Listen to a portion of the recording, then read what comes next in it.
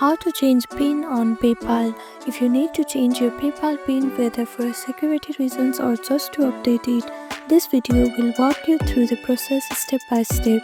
Let's get started. First, make sure that you have downloaded PayPal on a phone. If you are iPhone user, you can download it from App Store, and if you are Android user, you can download it from Play Store. After that, click on search bar and open PayPal.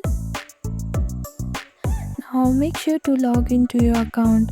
After you log into your account, you will see this human icon on the top right corner. Click on it. After that, you will see option as update PIN or manage PIN. Click on it and PayPal will ask you to confirm your identity. Now enter your correct PIN and then type in your new PIN. And after that, click on save to confirm your new PIN. So this is how you can change your PIN on PayPal. Thank you for watching this video. Please do not forget to like, share and subscribe to our channel, and comment down below if you have any other queries. Thank you.